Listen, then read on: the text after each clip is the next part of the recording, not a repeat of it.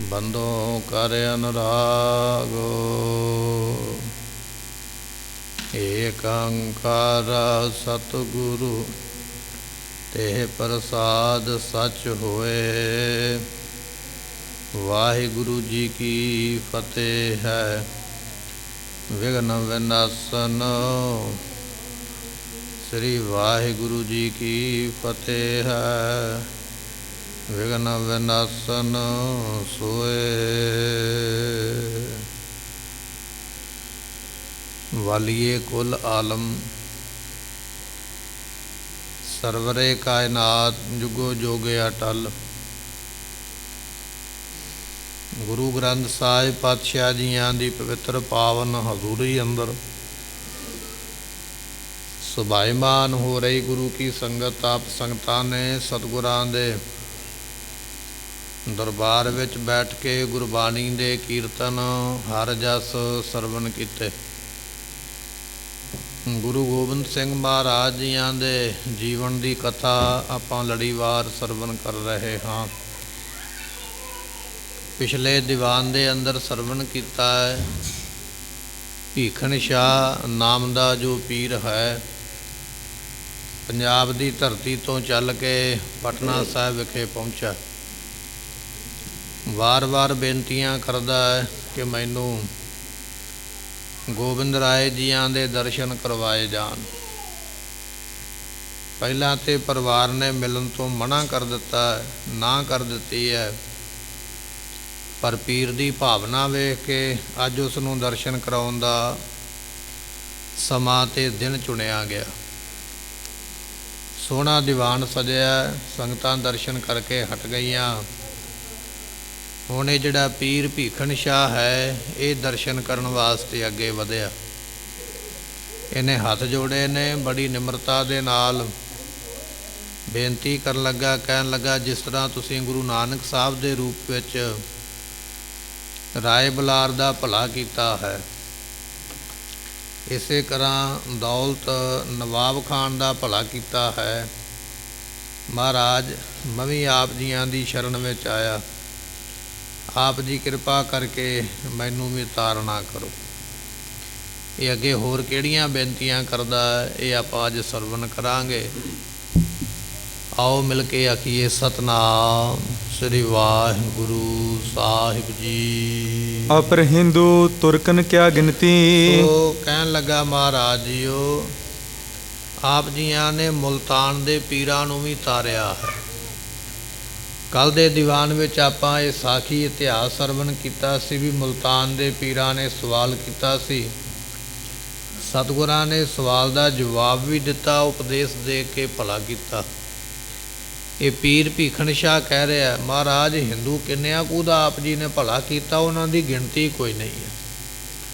ਮੁਸਲਮਾਨਾਂ ਦਾ ਤੇ ਕੁਝ ਮੈਂ ਜ਼ਿਕਰ ਕਰ ਦਿੱਤਾ, ਪਰ ਹਿੰਦੂ ਕਿੰਨੇ ਕੁ ਤਾਰੇ ਨੇ ਉਪਦੇਸ਼ ਦੇ ਕੇ ਉਹਦੀ ਕੋਈ ਗਿਣਤੀ ਨਹੀਂ ਕਰ ਸਕਦਾ ਹੈ। ਕਰੇ ਨਿਹਾਲ ਸ਼੍ਰੋਣ ਸੁਨ ਬਿਨਤੀ। ਜਿਨ੍ਹਾਂ ਨੇ ਤੁਹਾਡੇ ਕੋਲ ਬੇਨਤੀਆਂ ਕੀਤੀਆਂ ਉਹਨਾਂ ਦੀਆਂ ਬੇਨਤੀਆਂ ਤੁਸੀਂ ਸੁਣ ਕੇ ਤੇ ਬੜਿਆਂ ਦਾ ਹੀ ਭਲਾ ਕੀਤਾ ਹੈ, ਬਹੁਤਿਆਂ ਦਾ ਤੁਸੀਂ ਉਧਾਰ ਕੀਤਾ ਹੈ। ਜੋ ਜੋ ਸ਼ਰਨ ਆਨ ਕਰ ਪਰਿਓ। ਜਿਹੜੇ ਜਿਹੜੇ ਤੁਹਾਡੀ ਸ਼ਰਨ ਵਿੱਚ ਆਣ ਕੇ ਪੈਣਗੇ ਜਾਂ ਜਿਹੜੇ ਜਿਹੜੇ ਤੁਹਾਡੀ ਸ਼ਰਨ ਵਿੱਚ ਪੈਣ, ਸਤਿਗੁਰੂ ਪਾਤਸ਼ਾਹ ਜੀ ਤੁਸੀਂ ਉਹਨਾਂ ਦਾ ਭਲਾ ਕਰਦੇ ਹੋ ਜਿਹੜਾ ਵੀ ਆਪ ਜੀ ਦੀ ਸ਼ਰਨ ਵਿੱਚ ਆ ਕੇ ਪੈਂਦਾ ਹੈ। ਕਿਰਪਾ ਦ੍ਰਿਸ਼ਟ ਕਰ ਜਿਸੈ ਨਿਹਰਿਓ। ਸਤਿਗੁਰੂ ਪਾਤਸ਼ਾਹ ਜੀਓ ਜਿਨ੍ਹਾਂ ਨੂੰ ਆਪ ਜੀ ਮਿਹਰ ਦੀ ਨਜ਼ਰ ਦੇ ਨਾਲ ਤੱਕਦੇ ਹੋ, ਕਿਉਂਕਿ ਤੁਹਾਡੇ ਨੇਤਰ ਜਿਹੜੇ ਨੇ ਕਿਰਪਾ ਦੇ ਭਰੇ ਹੋਏ, ਜਿਨ੍ਹਾਂ ਨੂੰ ਆਪਣੇ ਕਿਰਪਾ ਨਾਲ ਕਿਰਪਾ ਰੂਪੀ ਨੇਤਰਾਂ ਦੇ ਨਾਲ ਮਹਾਰਾਜ ਤੱਕਦੇ ਹੋ ਨਾ, ਉਹਨਾਂ ਦੇ ਦੁੱਖ ਆਪ ਜੀ ਨਾਸ਼ ਕਰ ਦਿੰਦੇ ਹੋ। ਸੋ ਸੋ ਚਤੁਰ ਪਦਾਰਥ ਪਾਪਤ। ਸਤਿਗੁਰੂ ਪਾਤਸ਼ਾਹ ਜੀ ਜਿਨ੍ਹਾਂ ਨੂੰ ਆਪ ਤੱਕਦੇ ਹੋ ਉਹਨਾਂ ਨੂੰ 4 ਪਦਾਰਥ ਪ੍ਰਾਪਤ ਹੋ ਜਾਂਦੇ, ਧਰਮ ਅਰਥ ਕਾਮ ਤੇ ਮੋਕਸ਼। ਇਹ 4 ਪਦਾਰਥਾਂ ਦੇ ਬਾਬਤ ਕਈ ਵਾਰੀ ਆਪਾਂ ਬਚਨ ਸਰਵਣ ਕਰ ਲਿਆ। ਸਤਿਗੁਰੂ ਜੀ ਤੁਸੀਂ ਤੱਕਦੇ ਹੋ ਤੇ 4 ਪਦਾਰਥ ਪ੍ਰਾਪਤ ਹੁੰਦੇ ਹਨ। ਲੱਗੀ ਹਿਰਦੇ ਲਿਵ ਸਤਿਓ ਸੋ ਜਾਪਤ। ਸੋ ਜਿਨ੍ਹਾਂ ਦੀ ਲਿਵ ਲੱਗੀ ਹੈ ਉਹ ਸਤਨਾਮ ਪਰਮਾਤਮਾ ਦੇ ਨਾਮ ਨੂੰ ਜਪਦੇ ਨੇ। ਪਰਮੇਸ਼ਰ ਦਾ ਨਾਮ ਹੈ ਸਤਨਾਮ, ਸਦਾ ਰਹਿਣ ਵਾਲਾ। ਭੀਖਣ ਸ਼ਾਹ ਬੇਨਤੀ ਕਰਦਾ ਹੈ ਮਹਾਰਾਜ ਤੁਸੀਂ ਲਿਵ ਜਿਨ੍ਹਾਂ ਦੀ ਲੱਗੀ ਹੈ ਉਹਨਾਂ ਨੂੰ ਸੱਚਾ ਨਾਮ ਆਪ ਜੀ ਬਖਸ਼ਿਸ਼ ਕਰਦੇ ਹੋ। ਦੁਰਲਭ ਤਿਨੋ ਕੋ ਕਛੂ ਨ ਰਹਿਓ। ਸਤਿਗੁਰੂ ਪਾਤਸ਼ਾਹ ਮਹਾਰਾਜ ਜੀ ਜਿਹੜੇ ਨਾਮ ਜਪਦੇ ਨੇ ਸੋ ਐਸੇ ਹਨ, ਉਹਨਾਂ ਦੇ ਵਾਸਤੇ ਕੋਈ ਚੀਜ਼ ਇਹੋ ਜਿਹੀ ਹੈ ਹੀ ਨਹੀਂ ਵੀ ਉਹ ਲੱਭਣ ਤੇ ਲੱਭੇ ਨਾ। ਜਿਨ੍ਹਾਂ ਨੂੰ ਤੁਸੀਂ ਨਾਮ ਦਾ ਖਜ਼ਾਨਾ ਬਖਸ਼ਦੇ ਹੋ ਨਾ, ਭੀਖਣ ਸ਼ਾਹ ਕਹਿ ਰਿਹਾ, ਅਰਦਾਸ ਕਰਦਾ ਪਿਆ ਗੁਰੂ ਗੋਬਿੰਦ ਸਿੰਘ ਦੇ ਚਰਨਾਂ ਵਿੱਚ, ਜਿਨ੍ਹਾਂ ਨੂੰ ਆਪ ਜੀ ਨਾਮ ਦਿੰਦੇ ਹੋ ਕੋਈ ਦੁਨੀਆ ਦਾ ਪਦਾਰਥ ਇਹੋ ਜਿਹਾ ਹੈ ਨਹੀਂ ਵੀ ਲੱਭਣਾ ਚਾਹੁਣ ਜਾਂ ਲੈਣਾ ਚਾਹੁਣ ਤੇ ਮਿਲੇ ਨਾ। ਨਾਮ ਜਪਣ ਵਾਲਿਆਂ ਨੂੰ ਆਪ ਜੀ ਹਰੇਕ ਪਦਾਰਥ ਦਿੰਦੇ ਹੋ। ਆ ਵਰਨੇ ਜਿਸ ਕੋ ਨਿਜ ਲਹਿਆ। ਸਤਿਗੁਰੂ ਪਾਤਸ਼ਾਹ ਜੀ ਜਿਨ੍ਹਾਂ ਨੂੰ ਤੁਸੀਂ ਆਪਣਾ ਜਾਣ ਕੇ ਤੱਕਿਆ ਹੈ, ਜਿਨ੍ਹਾਂ ਨੂੰ ਆਪਣਾ ਸਮਝ ਕੇ ਤੱਕਿਆ ਮਹਾਰਾਜ, ਉਹਨਾਂ ਨੂੰ ਸਾਰੇ ਪਦਾਰਥ ਆਪ ਜੀ ਦੇਣ ਵਾਲੇ ਹੋ। ਸੂਰਤ ਸੁੰਦਰ ਮੂਰਤ ਪਾਕ। ਆਪ ਜੀਆਂ ਦੀ ਸੂਰਤੀ ਜਿਹੜਾ ਸਰੂਪ ਹੈ ਨਾ, ਇਹ ਬੜਾ ਸੁੰਦਰ ਹੈ। ਤੁਹਾਡੇ ਸੁੰਦਰ ਸਰੂਪ ਦਾ ਵਰਣਨ ਨਹੀਂ ਕੀਤਾ ਜਾ ਸਕਦਾ। ਸੁੰਦਰ ਸਰੂਪ ਹੋ ਕੇ ਰੂਪ ਹੋ ਕੇ ਅਫਵਲ ਗੁਨਾਹ, ਬਾਣੀ ਦੇ ਬਚਨ ਆਪਾਂ ਪੜ੍ਹਦੇ ਹਾਂ ਨਾ, ਗੁਨਾਹਾਂ ਨੂੰ ਮਾਫ ਕਰਨ ਵਾਲੇ ਹੋ, ਸੁੰਦਰ ਸਰੂਪ ਅਤੇ ਮੂਰਤ ਪਾਕ। ਆਪ ਜੀ ਦੀ ਮੂਰਤੀ ਜਿਹੜੀ ਹੈ ਨਾ, ਸਰੀਰ ਇਹ ਵੀ ਪਾਕ ਪਵਿੱਤਰ ਹੈ, ਜਿਹੜਾ ਵੀ ਤੱਕਦਾ ਉਹ ਪਵਿੱਤਰ ਹੋ ਜਾਂਦਾ ਹੈ। ਤੁਮਰੋ ਦਰਸ਼ਨ ਨਹਿ ਜੰਬਾਕ। ਤੇ ਜਿਨ੍ਹਾਂ ਨੂੰ ਤੁਹਾਡੇ ਦਰਸ਼ਨ ਹੋ ਜਾਂਦੇ ਉਹਨਾਂ ਨੂੰ ਜਮਾਂ ਦਾ ਡਰ ਨਹੀਂ ਰਹਿ ਜਾਂਦਾ। ਸਤਿਗੁਰੂ ਜੀ ਜਿਨ੍ਹਾਂ ਨੂੰ ਤੁਸੀਂ ਆਪਣਾ ਬਚਨ ਸੁਣਾਉਂਦੇ ਹੋ, ਗੁਰੂ ਨਾਨਕ ਸਾਹਿਬ ਦੀ ਬਾਣੀ ਦਾ ਬਚਨ ਹੈ, ਮੈਂ ਮੂਰਖ ਕੀ ਕੇਤਕ ਬਾਤ ਹੈ, ਕੋਟ ਪਰਾਧੀ ਤਰਿਆ ਰੇ। ਗੁਰੂ ਨਾਨਕ ਜਿਨ ਸੁਣਿਆ ਪੇਖਿਆ ਸੇ ਫਿਰ ਗਰਭਾਸ ਨਾ ਪਰਿਆ ਰੇ। ਗੁਰੂ ਨਾਨਕ ਸਾਹਿਬ ਦੇ ਜਿਹੜੇ ਬਚਨ ਨੇ ਨਾ ਗੁਰਬਾਣੀ ਦੇ ਵਿੱਚ, ਜਿਨ੍ਹਾਂ ਨੇ ਸੁਣੇ ਨੇ ਜਾਂ ਜਿਨ੍ਹਾਂ ਨੇ ਪੜ੍ਹੇ ਨੇ, ਉਹਨਾਂ ਨੂੰ ਦਾਤ ਇਹ ਮਿਲਦੀ ਹੈ ਕਿ ਉਹ ਜਨਮ ਲੈ ਕੇ ਦੁਨੀਆ 'ਤੇ ਨਹੀਂ ਆਉਂਦੇ, ਗਰਭ ਦੇ ਵਿੱਚ ਨਹੀਂ ਆਉਂਦੇ। ਤੇ ਜਿਹੜੇ ਗਰਭ ਦੇ ਵਿੱਚ ਨਹੀਂ ਆਉਣਗੇ ਤੇ ਫਿਰ ਉਹ ਮਰ ਕੇ ਵੀ ਨਹੀਂ ਜਾਣਗੇ, ਜੰਮ ਵੀ ਨਹੀਂ ਵੇਖਣੇ ਪੈਣਗੇ। ਇਹ ਭੀਖਣ ਸ਼ਾਹ ਪੀਰ ਕਹਿ ਰਿਹਾ, ਕਹਿੰਦਾ ਮਹਾਰਾਜ ਜਿਨ੍ਹਾਂ ਨੇ ਤੁਹਾਡੇ ਬਚਨ ਸੁਣੇ ਨੇ, ਤੁਹਾਡੇ ਬਚਨ ਮੰਨੇ ਨੇ, ਕਮਾਈ ਕੀਤੀ ਹੈ, ਉਹਨਾਂ ਨੂੰ ਜਮਾਂ ਦਾ ਡਰ ਨਹੀਂ ਰਹਿ ਜਾਂਦਾ ਹੈ। ਜ਼ਾਹਿਰ ਜਗ ਮਹਿ ਜਬਰ ਜ਼ਹੂਰ। ਤੇ ਸਤਿਗੁਰੂ ਪਾਤਸ਼ਾਹ ਜੀ ਆਪ ਜੀਆਂ ਦਾ ਪ੍ਰਕਾਸ਼, ਜਿੱਥੇ ਕਿੱਥੇ ਵੀ ਦਾਸ ਹਜ਼ੂਰ ਆਪ ਜੀ ਨੂੰ ਯਾਦ ਕਰਦੇ ਆਪ ਹਾਜ਼ਰ ਹੁੰਦੇ ਹੋ। ਜਿੱਥੇ ਵੀ ਤੁਹਾਨੂੰ ਕੋਈ ਯਾਦ ਕਰਦਾ, ਜਹ ਜਹ ਸੰਤ ਅਰਾਧ ਹੈ ਤਹ ਤਹ ਪ੍ਰਗਟਾਇਆ। ਜਿੱਥੇ ਜਿੱਥੇ ਸਾਧੂਆਂ ਨੇ ਤੈਨੂੰ ਯਾਦ ਕੀਤਾ, ਤੁਸੀਂ ਉੱਥੇ ਪ੍ਰਗਟ ਹੋ ਕੇ ਉਹਨਾਂ ਦੀ ਮਦਦ ਕਰਦੇ ਹੋ। ਐਸਾ ਤੁਹਾਡਾ ਸਰੂਪ ਹੈ। ਹਾਜ਼ਰ ਜਹ ਕੈ ਦਾਸ ਹਜ਼ੂਰ।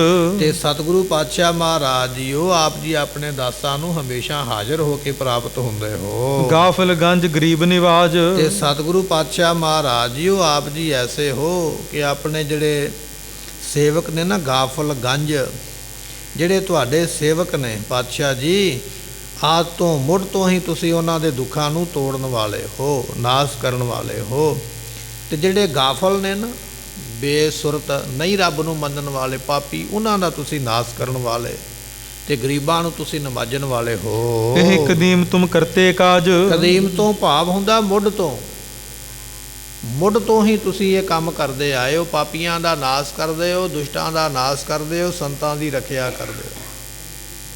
ਆਪਾਂ ਆਪ ਹੀ ਗੱਲ ਕਹਿੰਦੇ ਨੇ ਮੁੱਢ ਕਦੀਮੀ। ਹੁਣ ਮੁੱਢ ਦਾ ਤੇ ਪਤਾ, ਕਦੀਮੀ ਤੋਂ ਭਾਵ ਹੁੰਦਾ ਪੀੜ੍ਹੀ ਦਰ ਪੀੜ੍ਹੀ, ਸ਼ੁਰੂ ਤੋਂ ਲੈ ਕੇ, ਮੁੱਢ ਤੋਂ ਲੈ ਕੇ। ਇਹ ਤੁਹਾਡਾ ਸੁਭਾਅ ਬਣਿਆ ਹੋਇਆ ਕਿ ਆਪ ਜੀ ਮੁੱਢ ਕਦੀਮੀ, ਸ਼ੁਰੂ ਤੋਂ ਅਸੀਂ ਦੁਸ਼ਟਾਂ ਨੂੰ ਦੰਡ ਦੇਣ ਵਾਲੇ, ਸਾਧੂਆਂ ਦੀ ਰੱਖਿਆ ਕਰਨ ਵਾਲੇ ਹੋ। ਜਸ ਚਿਤ ਚਾਹੋ ਕਰੋ ਤਸ ਮਾਲਕ। ਤੇ ਸਤਿਗੁਰੂ ਪਾਤਸ਼ਾਹ ਆਪ ਜੀ ਮਾਲਕ ਹੋ, ਜਿਵੇਂ ਤੁਸੀਂ ਚਾਹੁੰਦੇ ਹੋ ਉਵੇਂ ਕਰ ਸਕਦੇ ਹੋ। ਤੁਹਾਨੂੰ ਪੁੱਛਣਾ ਨਹੀਂ ਪੈਂਦਾ। ਪੁੱਛ ਨਾ ਸਾਜੇ, ਪੁੱਛ ਨਾ ਢਾਹੇ, ਪੁੱਛ ਨਾ ਲੇਵੈ ਦੇ। ਨਾ ਲੈਣ ਲੱਗਿਆ ਨਾ ਦੇਣ ਲੱਗਿਆ ਪੁੱਛਦੇ ਨਹੀਂ, ਨਾ ਸਾਜਣ ਲੱਗਿਆ ਨਾ ਨਾਸ਼ ਕਰਨ ਲੱਗਿਆ। ਆਪ ਜੀ ਐਸੇ ਸਮਰੱਥ ਹੋ, ਜਿਵੇਂ ਚਾਹੋ ਉਵੇਂ ਕਰ ਸਕਦੇ ਹੋ। ਸਿਰਜਨਹਾਰ ਖਲਕ ਕੋ ਪਾਲਕ। ਤੇ ਸਤਿਗੁਰੂ ਪਾਤਸ਼ਾਹ ਜੀ ਆਪ ਸਿਰਜਣ ਵਾਲੇ ਹੋ, ਦੁਨੀਆ ਬਣਾਉਣ ਵਾਲੇ ਹੋ, ਫਿਰ ਦੁਨੀਆ ਨੂੰ ਪਾਲਦੇ ਵੀ ਪਏ ਹੋ। ਦੋਵੇਂ ਕੰਮ ਕਰਦੇ ਹੋ।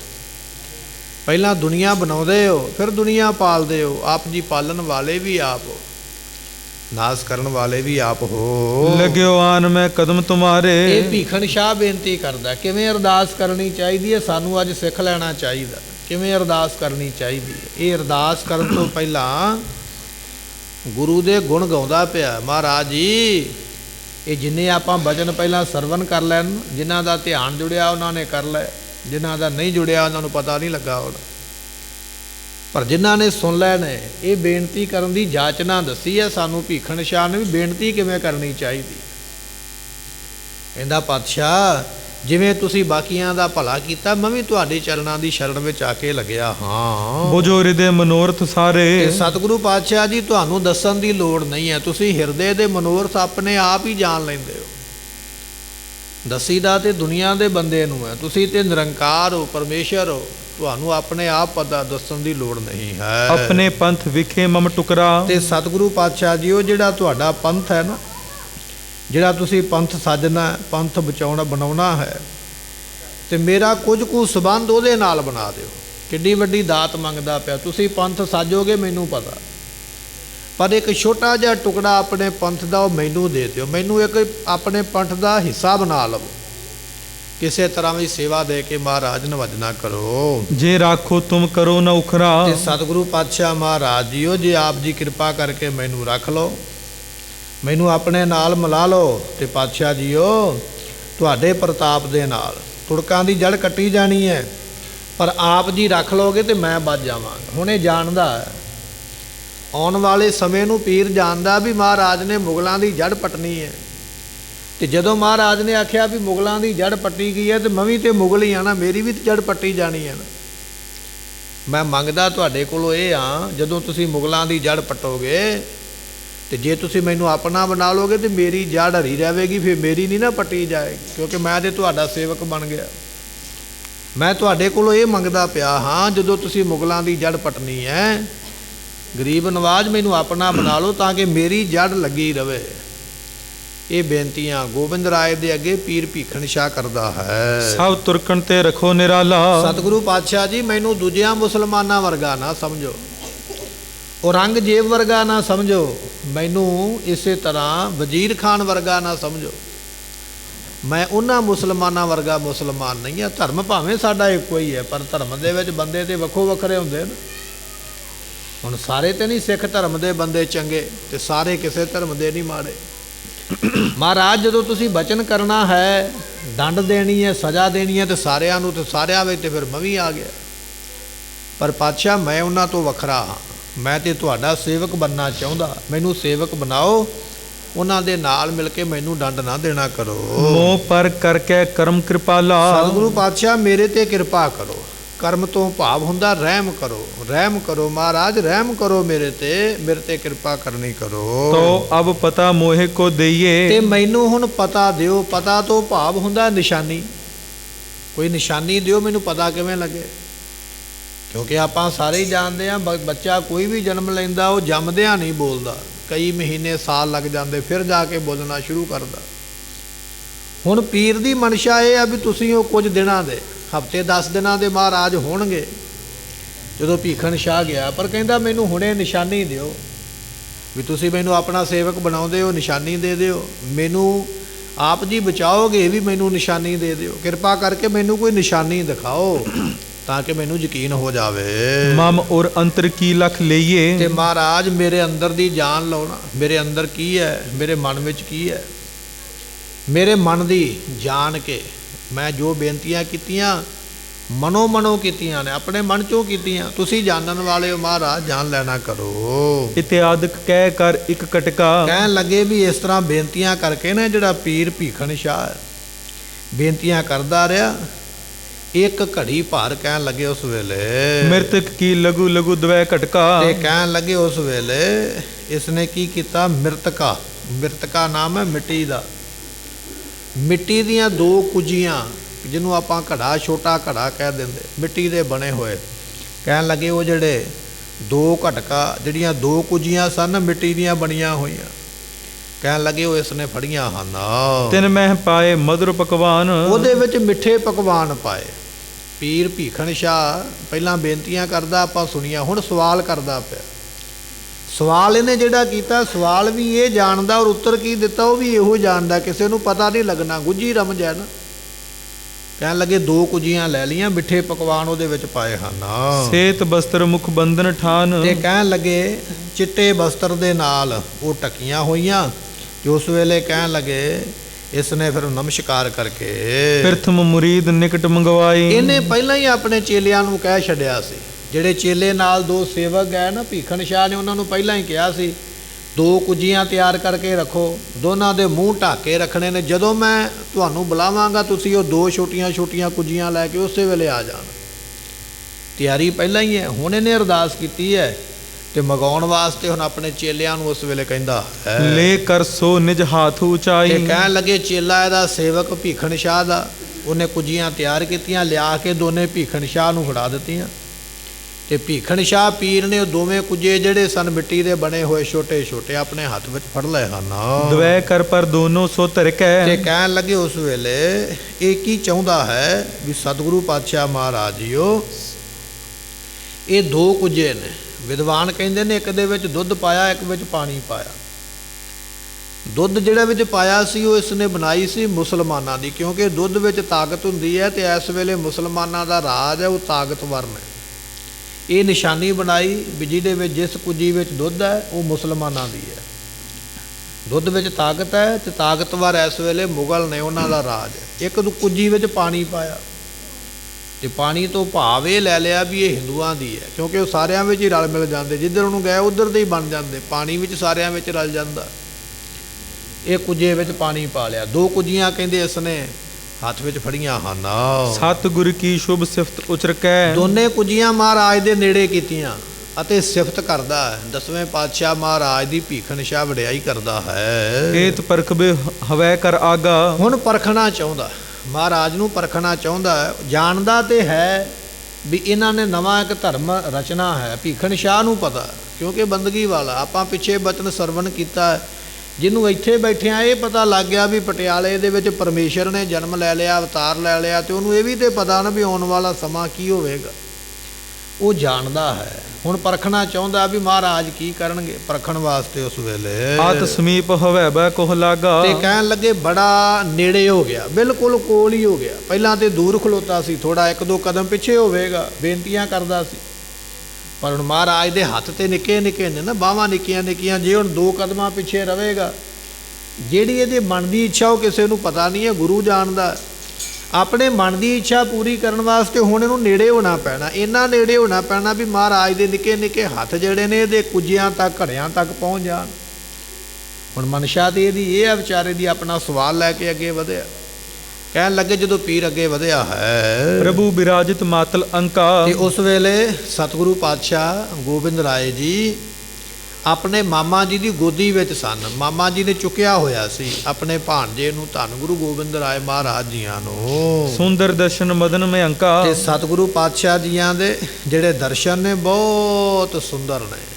ਕਹਿੰਦੇ ਜਿਵੇਂ ਚੰਦਰਮਾ ਹੁੰਦਾ ਨਾ ਪੂਰਨਮਾ ਦਾ, ਬੜਾ ਸੁੰਦਰ ਤੇ ਗੋਲ ਪ੍ਰਕਾਸ਼ਮਾਨ, ਇਸ ਤਰ੍ਹਾਂ ਦਾ ਅੱਜ ਮਹਾਰਾਜ ਜੀਆਂ ਦਾ ਮੁੱਖ ਮੰਡਲ ਹੈ। ਧੰਨ ਗੁਰੂ ਗੋਬਿੰਦ ਸਿੰਘ ਪਾਤਸ਼ਾਹ ਜੀਆਂ ਦਾ ਜਿਹੜਾ ਅੱਜ ਭੀਖਣ ਸ਼ਾਹ ਪੀਰ ਨੇ ਤੱਕਿਆ ਹੈ। ਸਿਆਮ ਬਿੰਦ ਜਨਨੀ ਸ਼ੁਭ ਲਾਇਬ। ਤੇ ਸਤਿਗੁਰੂ ਪਾਤਸ਼ਾਹ ਮਹਾਰਾਜ ਜੀਆਂ ਦੇ ਮਾਤਾ ਜੀ, ਮਾਤਾ ਗੁਜਰੀ ਜੀ, ਉਹਨਾਂ ਨੇ ਕਾਲੇ ਰੰਗ ਦਾ ਇੱਕ ਟਿੱਕਾ ਲਾਇਆ ਹੋਇਆ ਮਹਾਰਾਜ ਦੇ ਮੂੰਹ ਦੇ ਇੱਕ ਪਾਸੇ, ਗਲ ਦੇ ਨੇੜੇ ਇੱਕ ਕਾਲੇ ਰੰਗ ਦਾ ਟੀਕਾ। ਅੱਜ ਵੀ ਕਈ ਮਾਈਆਂ ਬੀਬੀਆਂ ਲਾ ਦਿੰਦੀਆਂ ਵੀ ਨਜ਼ਰ ਨਾ ਲੱਗ ਜਾਵੇ। ਮਹਾਰਾਜ ਦਾ ਸਰੂਪ ਬੜਾ ਸੋਹਣਾ ਹੈ। ਤੇ ਕਹਿਣ ਲੱਗੇ ਮਾਤਾ ਗੁਜਰੀ ਜੀਆਂ ਨੇ ਇੱਕ ਛੋਟਾ ਜਿਹਾ ਕਾਲੇ ਰੰਗ ਦਾ ਤਿਲ, ਇੱਕ ਟੀਕਾ, ਇੱਕ ਨਿਸ਼ਾਨ ਚਿਹਰੇ ਦੇ ਉੱਪਰ ਲਾਇਆ ਹੋਇਆ ਹੈ। ਡੀਠ ਨਾ ਲੱਗੇ ਹਿਰਦੈ ਅਕੁਲਾਵੇ। ਕਾਹਦੇ ਵਾਸਤੇ? ਵੀ ਮੇਰੇ ਪੁੱਤਰ ਨੂੰ ਨਜ਼ਰ ਨਾ ਲੱਗ ਜਾਵੇ। ਪਰ ਮਾਤਾ ਇਹ ਨਹੀਂ ਨਾ ਜਾਣਦੀ ਵੀ ਇਹ ਤੇ ਦੁਨੀਆ ਦੀ ਨਜ਼ਰ ਉਤਾਰਨ ਆਇਆ, ਇਹ ਤੇ ਦੁਨੀਆ ਦੇ ਵਿੱਚ ਜਿਹੜੇ ਦੁਖੀ ਨੇ, ਦੁਸ਼ਟ ਨੇ, ਉਹਨਾਂ ਨੂੰ ਨਾਸ ਕਰਨ ਆਇਆ। ਹੁਣ ਮਾਂ ਤੇ ਪੁੱਤਰ ਨੂੰ ਪੁੱਤਰ ਹੀ ਜਾਣਦੀ ਹੈ ਨਾ, ਮਾਂ ਨੂੰ ਨਹੀਂ ਨਾ ਪਤਾ ਵੀ ਇਹ ਪਰਮੇਸ਼ਰ ਹੈ।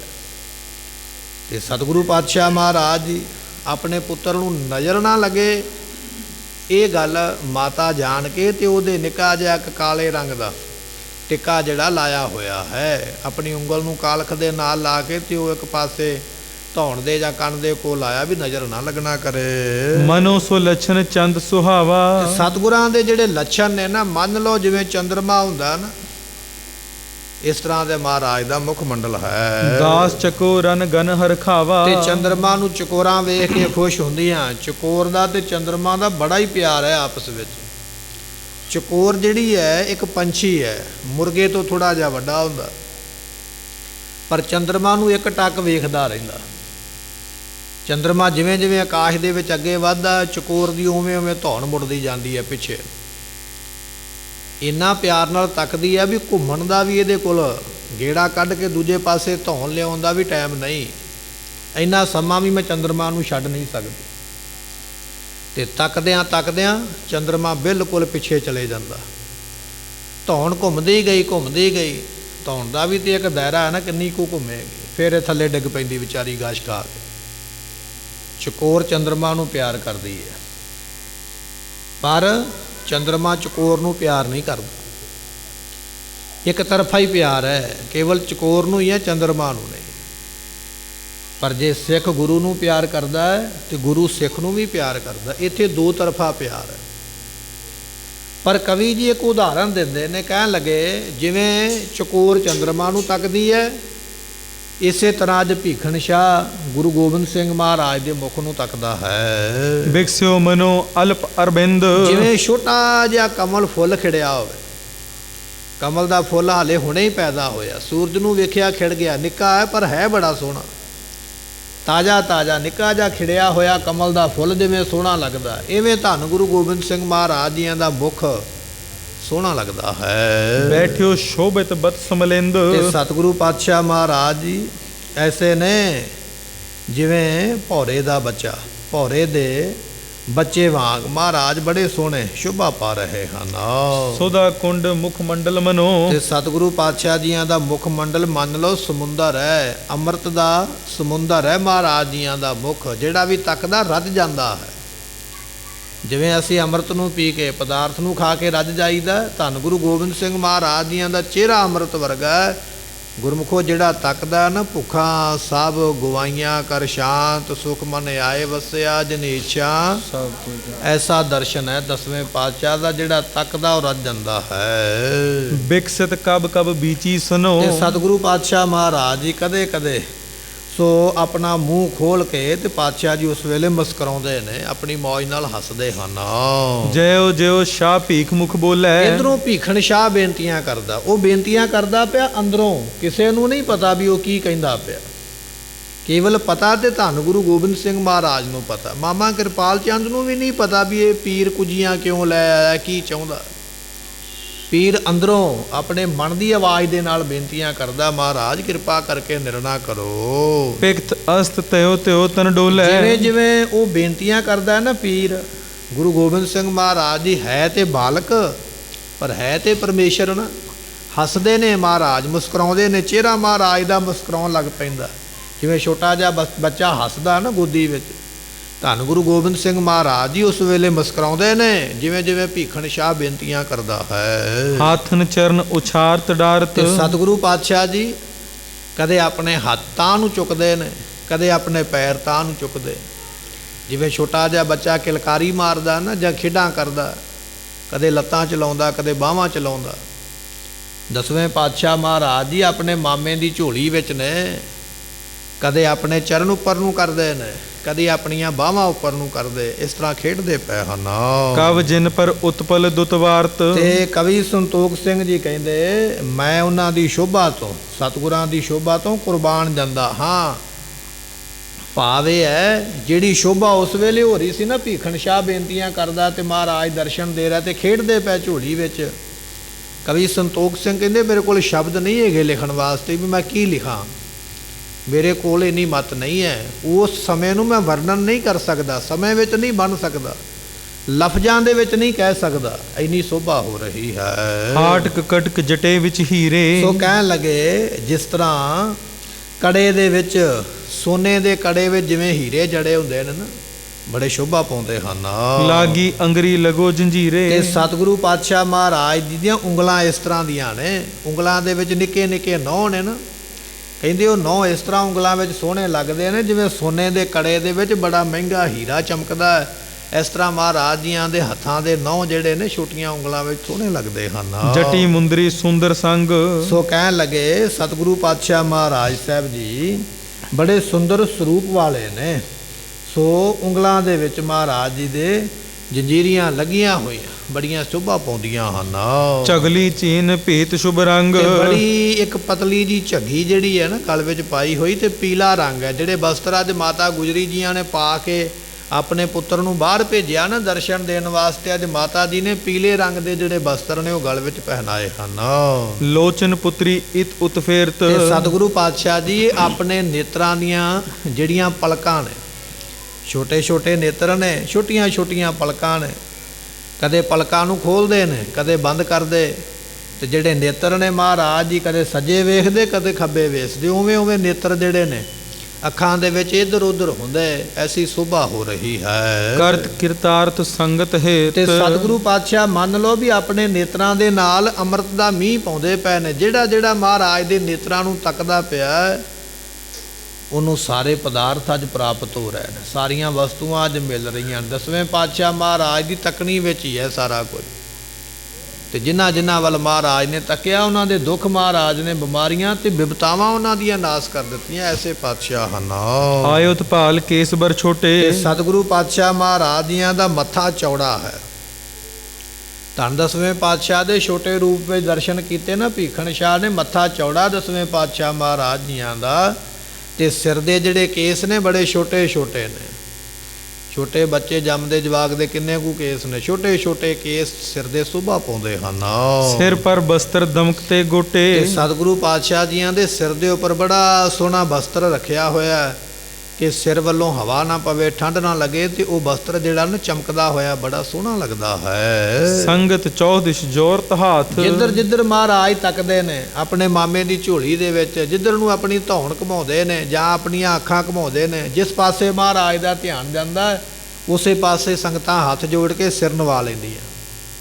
ਸਤਿਗੁਰੂ ਬੋਲਦੇ ਤੇ ਕੁਝ ਨਹੀਂ ਕਿਉਂਕਿ ਸਰੀਰ ਛੋਟਾ ਹੈ, ਪਰ ਜੋਤ ਤੇ ਵੱਡੀ ਹੈ ਨਾ। ਜੋਤ ਉਹਾ ਜੁਗਤ ਸਾਏ ਸਹਕਾਇਆ ਫੇਰ ਪਲਟੀਆ ਬਚਨ ਨੇ ਨਾ। ਜੋਤ ਤੇ ਗੁਰੂ ਨਾਨਕ ਸਾਹਿਬ ਦੀ ਹੈ, ਸਰੀਰ ਹੀ ਛੋਟਾ ਹੈ। ਮਹਾਰਾਜ ਤੇ ਜਾਣਦੇ ਜਿੱਧਰ ਵੀ ਤੱਕਦੇ ਨੇ ਸੰਗਤਾਂ ਉਧਰਲੇ ਪਾਸਿਓਂ ਹੱਥ ਜੋੜ ਕੇ ਸਿਰ ਝੁਕਾ ਲੈਂਦੀਆਂ ਹਨ। ਦਰਸ਼ਤ ਖਰੇ ਅਲਪ ਗੁਰਨਾਥ। ਤੇ ਸਤਿਗੁਰੂ ਪਾਤਸ਼ਾਹ ਮਹਾਰਾਜ ਜੀਆਂ ਦੇ ਦਰਸ਼ਨ ਬੜੇ ਖਰੇ ਨੇ, ਪਵਿੱਤਰ ਦਰਸ਼ਨ ਨੇ, ਮਹਿੰਗੇ ਦਰਸ਼ਨ ਨੇ। ਭਾਵੇਂ ਸਰੀਰ ਛੋਟਾ ਹੀ ਹੈ ਮਾਲਕ ਸਤਿਗੁਰੂ ਜੀਆਂ ਦਾ, ਕੁਝ ਦਿਨਾਂ ਦੇ ਹਾਲੇ ਹੋਏ ਨੇ ਸਰੀਰ ਦੀ ਉਮਰਾ ਕਰਕੇ, ਪਰ ਦਰਸ਼ਨ ਉਹਨਾਂ ਦੇ ਬਹੁਤ ਵੱਡੇ ਦੁਰਲੱਭ ਹਨ। ਛਾਂ ਭੀਖ ਘਟਕਾ ਜਬ ਦੋਨੋਂ। ਕਹਿਣ ਲੱਗੇ ਵੀ ਇਹ ਤੇ ਉਸ ਵੇਲੇ ਦਾ ਵਰਣਨ ਕੀਤਾ ਜਦੋਂ ਭੀਖਣ ਸ਼ਾਹ ਨੇ ਦਰਸ਼ਨ ਕਰਨ ਵਾਸਤੇ ਅੱਗੇ ਵਧਿਆ ਤੇ ਮਹਾਰਾਜ ਦੇ ਮੁਖ ਮੰਡਲ ਨੂੰ ਤੱਕਿਆ। ਉਸ ਵੇਲੇ ਐਸੀ ਸ਼ੋਭਾ ਸੀ ਜਿਹੜੀ ਆਪਾਂ ਸਰਵਣ ਕੀਤੀ ਹੈ। ਜੇ ਆਪਾਂ ਮਨ ਦੇ ਵਿੱਚ ਉਹ ਧਿਆਨ ਲਿਆਵਾਂਗੇ ਨਾ ਤੇ ਆਪਾਂ ਨੂੰ 10ਵੇਂ ਪਾਤਸ਼ਾਹ ਦੇ ਉਸੇ ਤਰ੍ਹਾਂ ਹੀ ਦਰਸ਼ਨ ਹੋਣਗੇ ਜਿਵੇਂ ਵਰਣਨ ਕੀਤਾ ਵੀ ਕਿਵੇਂ ਆਪਣੇ ਮਾਮਾ ਜੀ ਦੀ ਝੋਲੀ ਵਿੱਚ ਪੈ ਖੇਡਦੇ ਪਏ, ਕਿਵੇਂ ਆਪਣੇ ਚਰਨ ਚਲਾਉਂਦੇ ਨੇ, ਕਿਵੇਂ ਹੱਥ ਚਲਾਉਂਦੇ ਨੇ, ਕਿਵੇਂ ਨੇਤਰਾਂ ਦੇ ਨਾਲ ਤੱਕਦੇ ਨੇ, ਕਿਵੇਂ ਵੇਖ ਵੇਖ ਕੇ ਬੇਨਤੀਆਂ ਸੁਣ ਸੁਣ ਕੇ ਹੱਸਦੇ ਨੇ, ਤੇ ਕਿਵੇਂ ਆਪਣੇ ਨੇਤਰਾਂ ਦੇ ਰਾਹੀਂ ਸੰਗਤਾਂ ਨੂੰ ਬਖਸ਼ਿਸ਼ ਕਰਦੇ ਪਏ। ਕਹਿਣ ਲੱਗੇ ਐਸਾ ਧਿਆਨ ਮਹਾਰਾਜ ਦਾ ਆਪਣੇ ਅੰਦਰ ਧਾਰੋ ਵੀ ਇਸ ਤਰ੍ਹਾਂ ਦਾ ਸਰੂਪ ਮਹਾਰਾਜ ਦਾ ਉਸ ਵੇਲੇ ਹੈ। ਤੇ ਕਹਿਣ ਲੱਗੇ ਭੀਖਣ ਸ਼ਾਹ ਪੀਰ ਨੇ ਨਾ ਉਸ ਵੇਲੇ ਉਹ ਦੋ ਜਿਹੜੀਆਂ ਕੁਜੀਆਂ ਸਨ ਘੜੇ ਨਿੱਕੇ ਨਿੱਕੇ ਆਪਣੇ ਹੱਥਾਂ ਵਿੱਚ ਫੜ ਕੇ ਕਰੀ ਸਮੀਪ ਹੋਏ ਕਰਨਮੋ ਤੇ ਸਤਿਗੁਰਾਂ ਦੇ ਨੇੜੇ ਕਰ ਦਿੱਤੀਆਂ। ਮਨੋ ਮਨੋ ਹੀ ਮੱਥਾ ਟੇਕਿਆ। ਹੁਣ ਪਤਾ ਤੇ ਕਿਸੇ ਨੂੰ ਨਹੀਂ ਵੀ ਕਾਰਨ ਕੀ ਹੈ, ਪਰ ਭੀਖਣ ਸ਼ਾਹ ਜਾਣਦਾ। ਉਹ ਸਵਾਲ ਦਾ ਜਵਾਬ ਲੈਣ ਆਇਆ ਤੇ ਇਸ ਨੇ ਅੰਦਰੋਂ ਨਿਮਰਤਾ ਦੇ ਨਾਲ ਮੱਥਾ ਟੇਕ ਕੇ ਕਹਿਣ ਲੱਗੇ ਉਹ ਘੜੇ ਦੋਨੇ ਮਹਾਰਾਜ ਦੇ ਨੇੜੇ ਕੀਤੇ ਹਨ। ਸ਼੍ਰੀ ਗੁਰੂ ਦੋਨੋਂ ਹੱਥ ਪਸਾਰੇ। ਤੇ ਗੁਰੂ ਗੋਬਿੰਦ ਸਿੰਘ ਮਹਾਰਾਜ ਜੀ ਜਾਣ ਗਏ ਨਾ, ਕਿਉਂਕਿ ਉਹਨੇ ਘਟ ਘਟ ਕੇ ਅੰਤਰ ਕੀ ਜਾਣ, ਉਹਨਾਂ ਨੂੰ ਪਤਾ ਭੀਖਣ ਸ਼ਾਹ ਕੀ ਚਾਹੁੰਦਾ। ਤੇ ਜਦੋਂ ਕੁਝੇ ਨੇੜੇ ਕੀਤੇ ਨਾ ਤੇ ਸਤਿਗੁਰੂ ਜਾਣ ਬੁੱਝ ਕੇ ਹੀ ਪਹਿਲਾਂ ਹੀ ਮਹਾਰਾਜ ਨੇ ਸਮਾਂ ਹੀ ਇਸ ਤਰ੍ਹਾਂ ਦਾ ਬਣਾ ਦਿੱਤਾ ਵੀ ਕਿਸੇ ਨੂੰ ਪਤਾ ਨਾ ਲੱਗੇ। ਇਸ ਤੋਂ ਪਹਿਲਾਂ ਕਿ ਪੀਰ ਘੜੇ ਆਪਣੇ ਨੇੜੇ ਕਰੇ, ਮਹਾਰਾਜ ਆਪਣੀਆਂ ਬਾਹਾਂ ਨਾ ਵਿੱਚੋਂ ਬਾਹਰ ਕੱਢ ਕੇ ਕੱਪੜਿਆਂ ਦੇ ਤੇ ਬਾਹਾਂ ਪਹਿਲਾਂ ਹੀ ਹਿਲਾਉਣ ਲੱਗ ਪਿਆ, ਬੱਚਿਆਂ ਦੇ ਵਾਂਗ ਖੇਡ ਕਰਨ ਲੱਗ ਪਿਆ ਵੀ ਲੋਕ ਵੇਖਣ ਵਾਲੇ ਆਖਣ ਵੀ ਬੱਚਾ ਖੇਡਦਾ ਪਿਆ। ਇੱਧਰੋਂ ਭੀਖਣ ਸ਼ਾਹ ਨੇ ਕੁਝੇ ਨੇੜੇ ਕੀਤੇ ਛੋਟੇ ਛੋਟੇ ਘੜੇ ਤੇ ਖੇਡਦਿਆਂ ਖੇਡਦਿਆਂ ਮਹਾਰਾਜ ਨੇ ਦੋਵੇਂ ਆਪਣੇ ਹੱਥ ਜਿਹੜੇ ਸਨ ਦੋਵਾਂ ਘੜਿਆਂ ਤੇ ਹੀ ਰੱਖ ਦਿੱਤੇ। ਇੱਕ ਵਾਰੀ ਆਖੀਏ ਸਤਨਾਮ ਸ੍ਰੀ ਵਾਹਿਗੁਰੂ। ਦੋ ਘੜੇ ਨੇ, ਦੋਨਾਂ ਘੜਿਆਂ ਤੇ 10ਵੇਂ ਪਾਤਸ਼ਾਹ ਮਹਾਰਾਜ ਜੀਆਂ ਨੇ ਆਪਣੇ ਹੱਥ ਰੱਖੇ ਹਨ। ਘੜੀ ਸਪਰਸ਼ਨ ਕੋ ਤਿਸ ਬਾਰੇ। ਤੇ ਕਹਿਣ ਲੱਗੇ ਉਸ ਵੇਲੇ ਜਿਹੜੀਆਂ ਉਹ ਛੋਟੀਆਂ ਛੋਟੀਆਂ ਘੜੀਆਂ ਸਨ, ਘੜੇ ਸਨ, ਕੁਝੇ ਸਨ, ਦੋਵਾਂ ਨੂੰ ਮਹਾਰਾਜ ਨੇ ਆਪਣਾ ਸਪਰਸ਼ ਦਿੱਤਾ ਹੈ। ਤਉ ਨ ਪਹੁੰਚੇ ਜਾਏ ਤਹਾਂ ਲੋ। ਤੇ ਕਹਿਣ ਲੱਗੇ ਸ੍ਰੀ ਗੁਰ ਦੋਨੋਂ ਹਾਥ ਪਸਾਰੇ, ਘਟੀ ਸਪਰਸ਼ਨ ਕੋ ਤਿਸ ਬਾਰੇ। ਘੜੀ ਜਿਹੜੀਆਂ ਉਹ ਫੜੀਆਂ ਹੋਈਆਂ ਨਾ ਭੀਖਣ ਸ਼ਾਹ ਨੇ, ਉਹਨਾਂ ਨੂੰ ਪਰਸਣਾ ਚਾਹੁੰਦੇ ਹੱਥ ਅੱਗੇ ਕਰਕੇ, ਪਰ ਭੀਖਣ ਸ਼ਾਹ ਦੀਆਂ ਉਹ ਘੜੀਆਂ ਹਾਲੇ ਪਿੱਛੇ ਸਨ, ਅਜੇ ਹੱਥ ਨਹੀਂ ਉੱਥੋਂ ਤੱਕ ਪਹੁੰਚਦਾ। ਕਹਿਣ ਲੱਗੇ ਫਿਰ ਪਰੇ ਅੰਕ ਮੈਂ ਛੁਵੇ ਕਹਾਂ ਲੋ। ਉਸ ਵੇਲੇ ਸਤਿਗੁਰੂ ਪਾਤਸ਼ਾਹ ਦੇ ਗੋਦੀ ਵਿੱਚ ਪਏ ਨੇ ਨਾ, ਹੁਣ ਕਿੱਥੋਂ ਕੁ ਤੱਕ ਹੱਥ ਆਪਣਾ ਲੰਮਾ ਲੈ ਕੇ ਜਾਣਗੇ? ਉੱਠ ਤੇ ਸਕਦੇ ਨਹੀਂ, ਭੱਜ ਤੇ ਸਕਦੇ ਨਹੀਂ ਹਾਲੇ। ਭੀਖਣ ਸ਼ਾਹ ਕੁਝੇ ਤੇ ਲੈ ਗਿਆ ਨਿੱਕੇ ਨਿੱਕੇ, ਪਰ ਸਾਧੂ ਫਕੀਰ ਹੈ ਨਾ, ਕਦੇ ਪਰਿਵਾਰ ਵਿੱਚ ਰਿਹਾ ਨਹੀਂ, ਬਹੁਤਾ ਪਤਾ ਨਹੀਂ ਹੈ, ਗ੍ਰਸਤੀ ਜੀਵਨ ਦਾ ਪਤਾ ਨਹੀਂ ਹੈ ਬਹੁਤਾ। ਪੀਰ ਭਾਵਨਾ ਵੱਡੀ ਹੈ। ਕਹਿਣ ਲੱਗੇ ਜਦੋਂ ਮਹਾਰਾਜ ਨੇ ਆਪਣੇ ਹੱਥ ਅੱਗੇ ਕੀਤੇ, ਕਿੰਨੇ ਕੁ ਅੱਗੇ ਕਰਦੇ? ਪੀਰ ਤੇ ਪਿੱਛੇ ਸੀਗਾ, ਕੁਝੇ ਤੇ ਉਹਦੇ ਪਿੱਛੇ ਨੇ, ਹੱਥ ਪਹੁੰਚੇ ਨਹੀਂ ਹਨ।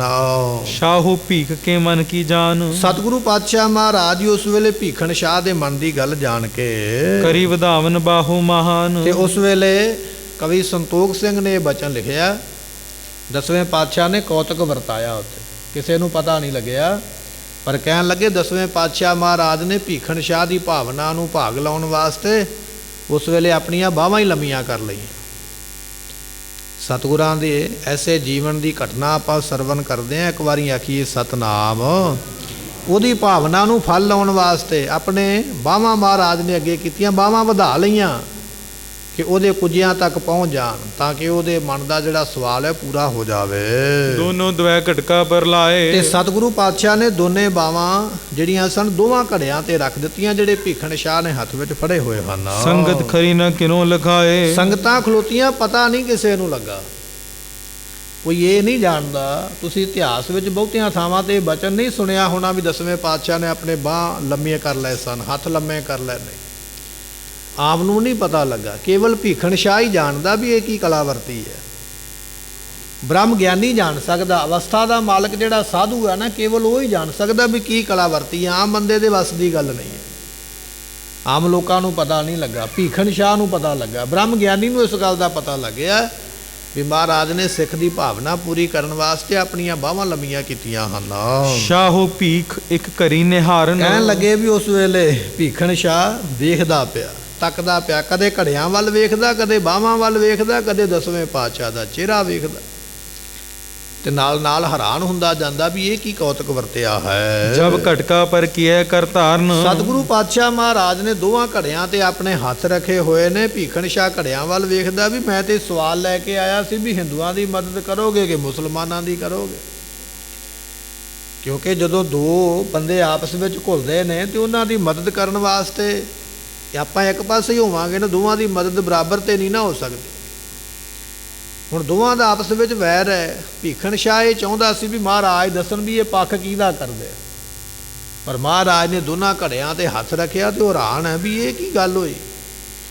ਮਨ ਵਿੱਚ ਹੈਰਾਨੀ ਦੇ ਨਾਲ ਭਾਰ ਵਿਸਾਲ ਹਜ਼ਾਰਨ ਮਨ ਕੋ। ਕਹਿਣ ਲੱਗੇ ਮਹਾਰਾਜ ਨੇ ਜਦੋਂ ਹੱਥ ਰੱਖੇ ਨਾ ਕੁੱਜਿਆਂ ਤੇ ਆਪਣੀਆਂ ਬਾਹਾਂ ਵਧਾ ਕੇ, ਤੇ ਅੱਜ ਬ੍ਰਹਮ ਦੀ ਅਵਸਥਾ ਵਾਲਾ ਪੀਰ ਭੀਖਣ ਸ਼ਾਹ ਥੱਕ ਗਿਆ, ਉਹਦੇ ਕੋਲੋਂ ਹੁਣ ਉਹ ਕੁੱਜੀਆਂ ਚੁੱਕੀਆਂ ਨਹੀਂ ਜਾਂਦੀਆਂ। ਇੰਨਾ ਭਾਰ ਮਹਾਰਾਜ ਨੇ ਆਪਣੇ ਹੱਥਾਂ ਦੇ ਨਾਲ ਉਹਨਾਂ ਕੁੱਜੀਆਂ ਤੇ ਪਾਇਆ। ਕਹਿੰਦੇ ਮੰਨ ਲਓ ਵੀ ਮਨਾ ਮੂੰਹੀ ਭਾਰ ਮਹਾਰਾਜ ਨੇ ਆਪਣੇ ਹੱਥਾਂ ਦੇ ਨਾਲ ਕੁੱਜੀਆਂ ਦੇ ਉੱਪਰ ਰੱਖ ਦਿੱਤਾ ਹੋਵੇ। ਬੇਨਤੀ ਕਰਨ ਆਇਆ ਸੀ ਨਾ ਵੀ ਕਿਹਦਾ ਪੱਖ ਕਰਦੇ ਹੋ। ਮਹਾਰਾਜ ਨੇ ਜਿੱਥੇ ਬਾਹਾਂ ਵਧਾਈਆਂ ਉੱਥੇ ਇਸ਼ਾਰਾ ਦਿੱਤਾ ਵੀ ਅਸੀਂ ਭਾਰੀ ਸਰੂਪ ਹਾਂ, ਭਾਰੀ ਗੁਰੂ ਬਣ ਕੇ ਦੁਨੀਆ ਵਿੱਚ ਪ੍ਰਗਟ ਹੋਣਾ। ਜਦੋਂ ਦਸਵੇਂ ਪਾਤਸ਼ਾਹ ਮਹਾਰਾਜ ਨੇ ਹੱਥ ਰੱਖੇ, ਜਿਹੜੀਆਂ ਕੁੱਜੀਆਂ ਭੀਖਣ ਸ਼ਾਹ ਨੇ ਆਪਣੇ ਹੱਥਾਂ ਵਿੱਚ ਪੜੀਆਂ ਹੋਈਆਂ, ਬਜ਼ੁਰਗ ਅਵਸਥਾ ਦੇ ਵਿੱਚ ਬ੍ਰਹਮ ਗਿਆਨ ਦੀ ਅਵਸਥਾ ਵਿੱਚ ਹੈ ਭੀਖਣ ਸ਼ਾਹ, ਤੇ ਮਹਾਰਾਜ ਨੇ ਹੱਥ ਰੱਖੇ। ਕਹਿੰਦੇ ਭਾਰ ਇੰਨਾ ਪੈ ਗਿਆ, ਮੰਨ ਲਓ ਵੀ ਕਈ ਮਨ ਭਾਰ ਹੋਵੇ ਤੇ ਭੀਖਣ ਸ਼ਾਹ ਦੀਆਂ ਬਾਹਾਂ ਉਸ ਵੇਲੇ ਕੰਬਣ ਲੱਗ ਪਈਆਂ, ਹੱਲਾਂ ਲੱਗ ਪਈਆਂ, ਉਸ ਵੇਲੇ ਹਿਲਦਾ ਪਿਆ, ਇੰਨਾ ਵਜਨ ਉਸ ਵੇਲੇ ਬਣਿਆ ਹੈ। ਕਰਿਓ ਪ੍ਰਭੂ ਨੇ ਹਾਥ ਦੋਹਨ ਕੋ। ਉਸ ਵੇਲੇ ਸਤਿਗੁਰਾਂ ਨੇ ਦੋਨੇ ਆਪਣੇ ਪਵਿੱਤਰ ਹੱਥ ਜਦੋਂ ਰੱਖੇ ਤੇ ਭੀਖਣ ਸ਼ਾਹ ਸਰੀਰ ਦੇ ਸਮੇਤ ਕੰਬਦਾ ਪਿਆ। ਹੁਣ ਭਾਰ ਚੁੱਕਿਆ ਨਹੀਂ ਜਾਂਦਾ ਹੈ। ਆਪਣੀ ਕਰਾਮਾਤ ਕੇ ਸਾਥ। ਸਤਿਗੁਰੂ ਪਾਤਸ਼ਾਹ ਮਹਾਰਾਜ ਨੇ ਕਰਾਮਾਤ ਵਰਤਾਈ। ਭੀਖਣ ਸ਼ਾਹ ਵੇਖ ਲਾ, ਅਸੀਂ ਤੇਰੀ ਭਾਵਨਾ ਪੂਰੀ ਕਰਨ ਵਾਸਤੇ ਆਪਣੀਆਂ ਬਾਹਾਂ ਲੰਮੀਆਂ ਕੀਤੀਆਂ ਤੇ ਤੈਨੂੰ ਦੱਸਣ ਵਾਸਤੇ ਅਸੀਂ ਭਾਰ ਪਾਇਆ ਵੀ ਸਾਡਾ ਸਰੀਰ ਤੇ ਜ਼ਰੂਰ ਛੋਟਾ ਹੈ, ਪਰ ਅਵਤਾਰ ਅਸੀਂ ਗੁਰੂ ਨਾਨਕ ਸਾਹਿਬ ਦੇ ਹਾਂ। ਅਸੀਂ ਇਸ ਤਰ੍ਹਾਂ ਸਾਰੀ ਸ੍ਰਿਸ਼ਟੀ ਨੂੰ ਆਪਣੇ ਹੱਥ ਵਿੱਚ ਫੜਿਆ ਹੋਇਆ ਹੈ। ਅਸੀਂ ਭਾਰੀ ਗੁਰੂ ਬਣ ਕੇ ਦੁਨੀਆ ਵਿੱਚ ਪ੍ਰਸਿੱਧ ਹੋਣਾ ਹੈ। ਸਾਬਤ ਪਾ ਦਿੜ ਕਰਕੇ ਹਾਥ। ਤੇ ਸਤਿਗੁਰੂ ਪਾਤਸ਼ਾਹ ਮਹਾਰਾਜ ਜੀ ਉਸ ਵੇਲੇ ਸਾਂਬਤ ਪਾ, ਜਦੋਂ ਪੀਰ ਨੂੰ ਭਾਰ ਲੱਗਾ ਨਾ, ਕੁੱਜੀਆਂ ਥੱਲੇ ਨੂੰ ਤੁਰੀਆਂ ਜਾਂਦੀਆਂ, ਤੇ ਫਿਰ ਥੋੜਾ ਜਿਹਾ ਹੌਸਲਾ ਕੀਤਾ ਪੀਰ ਨੇ, ਆਪਣਾ ਜ਼ੋਰ ਇਕੱਠਾ ਕੀਤਾ ਤੇ ਆਪਣੇ ਸਾਰੇ ਸਰੀਰ ਦਾ ਜ਼ੋਰ ਜਿਹੜਾ ਸੀ ਬਾਹਾਂ ਵਿੱਚ ਲੈ ਕੇ ਆਇਆ, ਤੇ ਬੜੀ ਪਕਿਆਈ ਦੇ ਨਾਲ, ਬੜੇ ਜ਼ੋਰ ਦੇ ਨਾਲ ਪੀਰ ਨੇ ਉਹ ਜਿਹੜੀਆਂ ਕੁੱਜੀਆਂ ਹੱਥ ਵਿੱਚ ਫੜੀਆਂ ਹਨ। ਪੁਨ ਹੈ ਗੁਰੂ ਨੇ ਅਧਿਕ ਦਬਾਇਓ। ਤੇ ਸਤਿਗੁਰੂ ਪਾਤਸ਼ਾਹ ਮਹਾਰਾਜ ਜੀ ਹਲੇ ਦੱਸਣਾ ਚਾਹੁੰਦੇ, ਪੀਰ ਜੀ ਕਿੰਨਾ ਕੁ ਤੁਸੀਂ ਚੁੱਕ ਲਵੋਗੇ ਵਜਨ। ਤੇ ਸਤਿਗੁਰੂ ਪਾਤਸ਼ਾਹ ਨੇ ਆਪਣੇ ਨਿੱਕੇ ਹੱਥਾਂ ਦੇ ਨਾਲ ਫਿਰ ਕੁੱਜੀਆਂ ਨੂੰ ਹੋਰ ਦਬਾਇਆ। ਜਦੋਂ ਪੀਰ ਨੇ ਵੇਖਿਆ ਨਾ ਵੀ ਹੱਥੋਂ ਜਾਂਦੀਆਂ ਪਈਆਂ, ਹੁਣ ਸਾਂਭੀਆਂ ਨਹੀਂ ਜਾਂਦੀਆਂ, ਤੇ ਆਪਣੇ ਸਾਰੇ ਸਰੀਰ ਦਾ ਬਲ ਬਾਹਾਂ ਵਿੱਚ ਲੈ ਆਂਦਾ, ਬੜੀ ਤਕੜਾਈ ਦੇ ਨਾਲ ਕੁੱਜੀਆਂ ਫੜੀਆਂ ਵੀ ਮੈਂ ਤੇ ਏਡਾ ਵੱਡਾ ਸਰੀਰ ਦਾ ਇੰਨੇ ਬਲ ਵਾਲਾ ਛੋਟਾ ਜਿਹਾ ਬਾਲਕ ਹੈ, ਮਹਾਰਾਜ ਜਾਣ ਗਏ। ਤੇ ਸਤਿਗੁਰਾਂ ਨੇ ਉਸ ਵੇਲੇ ਆਪਣੀ ਕਰਾਮਾਤ ਦੇ ਨਾਲ ਇਸ ਨੂੰ ਇਸ਼ਾਰਾ ਦੇਣ ਵਾਸਤੇ ਹੋਰ ਦਬਾਇਆ ਉਹਨਾਂ ਕੁੱਜੀਆਂ ਨੂੰ। ਚੁੱਕ ਕਿੰਨਾ ਕੁ ਭਾਰ ਚੁੱਕਦਾ, ਤੇ ਕਹਿਣ ਲੱਗੇ ਫਿਰ ਪੀਰ ਓਜ ਨਿਜ ਤੇ ਬਿਕਲਾਇਓ। ਤੇ ਕਹਿਣ ਲੱਗੇ ਪੀਰ ਦਾ ਹੁਣ ਬਲ ਖਤਮ ਹੋ ਗਿਆ, ਵਿਆਕਲ ਹੋ ਗਿਆ, ਹੁਣ ਪਤਾ ਨਹੀਂ ਲੱਗਦਾ ਮੈਂ ਕੀ ਕਰਾਂ।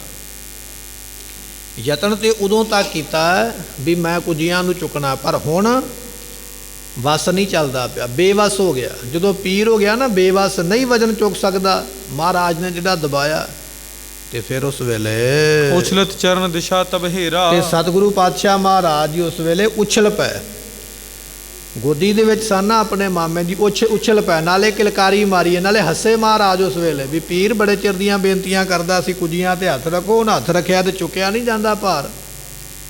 ਸਤਿਗੁਰੂ ਉਛਲੇ ਇੱਕ ਵਾਰੀ ਖੇਡਦਿਆਂ ਖੇਡਦਿਆਂ, ਤੇ ਨਾਲੇ ਮਹਾਰਾਜ ਜੀ ਨੇ ਤੱਕਿਆ ਹੈ। ਕਹਿਤ ਭਇਓ ਮੈਂ ਹੂੰ ਇਨ ਚੇਰਾ। ਤੇ ਉਸ ਵੇਲੇ ਪੀਰ ਨੇ ਫਿਰ ਛੇਤੀ ਦੇ ਨਾਲ ਆਖਿਆ, ਮਹਾਰਾਜ ਮੈਂ ਸੇਵਕ ਹਾਂ, ਤੁਹਾਡੀ ਬਰਾਬਰੀ ਮੇਰੇ ਕੋਲ ਨਹੀਂ ਹੈ, ਮੈਨੂੰ ਆਪਣਾ ਸੇਵਕ ਜਾਣੋ, ਆਪਣਾ ਭਗਤ ਜਾਣੋ, ਆਪਣਾ ਦਾਸ ਜਾਣੋ। ਜੇ ਤੁਸੀਂ ਆਖੋਗੇ ਨਾ ਵੀ ਮੈਂ ਤੁਹਾਡੇ ਸਾਹਮਣੇ ਖੜ ਸਕਦਾ, ਤੇ ਨਹੀਂ ਖੜ ਸਕਦਾ, ਮੈਂ ਤੇ ਤੁਹਾਡਾ ਦਾਸ ਹਾਂ, ਮਹਾਰਾਜ ਮੈਨੂੰ ਆਪਣਾ ਚੇਲਾ ਸੇਵਕ ਜਾਣ ਕੇ। ਤਤ ਸ਼ਨ ਦੋਨੋਂ ਹੱਥ ਉਠਾਏ। ਜਦੋਂ ਪੀਰ ਨੇ ਬੇਨਤੀ ਕੀਤੀ ਨਾ, ਮਹਾਰਾਜ ਬਖਸ਼ ਦਿਓ, ਮਾਫ ਕਰ ਦਿਓ, ਮੈਂ ਤੇ ਸੇਵਕ ਹਾਂ, ਤੇ ਸਤਿਗੁਰੂ ਮਨ ਦੀ ਭਾਵਨਾ ਜਾਣ ਕੇ ਉਸੇ ਵੇਲੇ ਦੋਵੇਂ ਹੱਥ ਆਪਣੇ ਚੁੱਕ ਲਏ, ਜਿਹੜਾ ਭਾਰ ਪਾਇਆ ਸੀ ਨਾ ਖਤਮ ਕਰ ਦਿੱਤਾ, ਕਿਉਂਕਿ ਪੀਰ ਹੁਣ ਮਿੰਨਤਾਂ ਕਰਦਾ, ਤਰਲੇ ਕਰਦਾ ਪਿਆ। ਸਤਿਗੁਰੂ ਉਹਦੀ ਭਾਵਨਾ ਜਾਣ ਕੇ ਦੋਨੇ ਹੱਥ ਮਹਾਰਾਜ ਨੇ ਦੋਨਾਂ ਕੁੱਜਿਆਂ ਦੇ ਉੱਪਰੋਂ ਹਟਾ ਲਏ ਹਨ। ਬਿਨਾ ਭੀਖ ਨੇ ਕਿਨੋਂ ਲਿਖਾਏ। ਤੇ ਕਹਿਣ ਲੱਗੇ ਇੱਥੇ ਬੜਾ ਇੱਕ ਬਚਨ ਹੈ ਸਾਡੇ ਸਮਝਣ ਵਾਲਾ, ਇਸ ਗੱਲ ਦਾ ਕੇਵਲ ਤੇ ਕੇਵਲ ਪਤਾ ਭੀਖਣ ਸ਼ਾਹ ਨੂੰ ਲੱਗਾ, ਉਹਦੇ ਬਿਨਾ ਪਤਾ ਨਹੀਂ ਕਿਸੇ ਨੂੰ ਲੱਗਾ ਵੀ ਮਹਾਰਾਜ ਨੇ ਬਾਹਾਂ ਵਧਾਈਆਂ ਨੇ ਜਾਂ ਕੁੱਜੀਆਂ ਤੇ ਭਾਰ ਪਾਇਆ, ਕਿਉਂ ਕੁੱਜੇ ਤੇ ਉਹਨੇ ਆਪ ਹੀ ਫੜੇ ਸਨ। ਬੜੀ ਵੱਡੀ ਅਵਸਥਾ ਦਾ ਮਾਲਕ ਹੈ ਭੀਖਣ ਸ਼ਾਹ, ਕੇਵਲ ਉਹ ਜਾਣਦਾ ਮਹਾਰਾਜ ਦੀ ਕਲਾ ਨੂੰ। ਤੇ ਸਤਿਗੁਰੂ ਪਾਤਸ਼ਾਹ ਮਹਾਰਾਜ ਜੀ ਉਸ ਵੇਲੇ ਕਹਿਣ ਲੱਗੇ ਵੀ ਉਹ ਬਾਹਾਂ ਆਪਣੀਆਂ ਚੁੱਕ ਲਈਆਂ, ਇਸ ਗੱਲ ਦਾ ਪਤਾ ਕੇਵਲ ਭੀਖਣ ਸ਼ਾਹ ਨੂੰ ਲੱਗਾ, ਹੋਰ ਨਹੀਂ।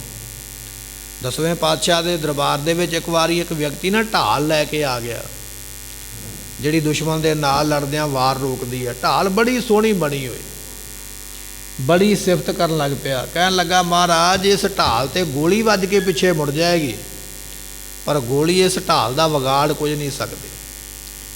ਸਤਿਗੁਰੂ ਕਹਿਣ ਲੱਗੇ ਬੜੀ ਚੰਗੀ ਗੱਲ, ਹੋਰ ਸਿਫਤਾਂ। ਜਦੋਂ ਥੋੜਾ ਜਿਹਾ ਬਚਨ ਮੰਨ ਲਈਏ ਫਿਰ ਹੋਰ ਸਿਫਤਾਂ। ਮਹਾਰਾਜ ਇਹੋ ਜਿਹੀ ਢਾਲ ਕੋਈ ਬਣਾ ਨਹੀਂ ਸਕਦਾ, ਇਹੋ ਜਿਹੀ ਢਾਲ ਤੇ ਹੋ ਹੀ ਨਹੀਂ ਸਕਦੀ, ਮੈਂ ਹੀ ਬਣਾ ਸਕਦਾ, ਬੜੀ ਮਜ਼ਬੂਤ ਹੈ, ਬੜੀ ਚੰਗੀ ਹੈ। ਜਦੋਂ ਹਉਮੈ ਵਿੱਚ ਆ ਗਿਆ ਤੇ ਸਤਿਗੁਰੂ ਪਾਤਸ਼ਾਹ ਸਿੱਖ ਨੂੰ ਕਹਿਣ ਲੱਗੇ